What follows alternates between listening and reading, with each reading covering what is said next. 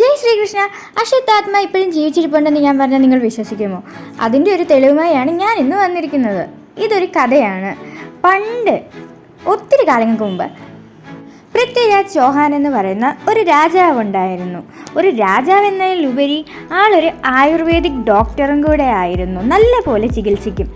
ഏത് ഭയാനകമായ രോഗമാണെങ്കിലും അത് ചികിത്സിച്ച് ഭേദമാക്കി കൊടുക്കും. എല്ലാവരും പൃഥ്വിരാജ് ചൗഹാനെ അതിനുവേണ്ടി ആശ്രയിച്ചിരുന്ന ഒരു കാലമുണ്ടായിരുന്നു. He was a real hero of history. അതിനുപരി ഒരു നല്ല രാജാവായിരുന്നു. നല്ലപോലെ യുദ്ധം ചെയ്യുന്ന ഒരു വ്യക്തിയും കൂടെ ആയിരുന്നു അദ്ദേഹം. തന്നെ കൊണ്ട് മാറ്റാൻ കഴിയാത്ത ഒരു രോഗവും ഇല്ല എന്ന് വിശ്വസിച്ച് അഹങ്കരിച്ചിരുന്ന ഒരു കാലമുണ്ടായിരുന്നു. അങ്ങനെ ഇരിക്കുമ്പോഴാണ് ഒരു ദിവസം രാജാവായ പൃഥ്വിരാജ് ചൗഹാൻ്റെ അടുത്ത് രക്തത്തിൽ കുളിച്ച് ഒരാൾ വരുന്നത്. എന്ന് പറയുമ്പോൾ മുഖം മറച്ചിട്ടുണ്ട്, രക്തത്തിൽ കുളിച്ച് നിൽക്കുക.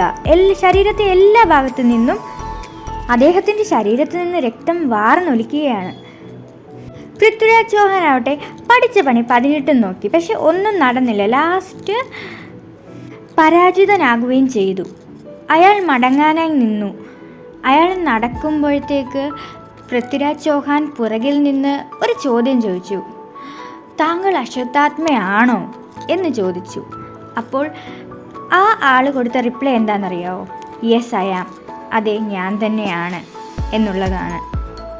ആ ഒരു സംഭവത്തിന് ശേഷം താനൊരു വൈദ്യനാണെങ്കിലും തനിക്കതിൽ അഹങ്കാരിക്കേണ്ട കാര്യമില്ല എന്നും തന്നെക്കൊണ്ട് ചികിത്സിക്കാൻ പറ്റാത്ത ചില കാര്യങ്ങളുണ്ട് എന്നും രാജാവ് മനസ്സിലാക്കി. Thanks for watching. Subscribe for more videos.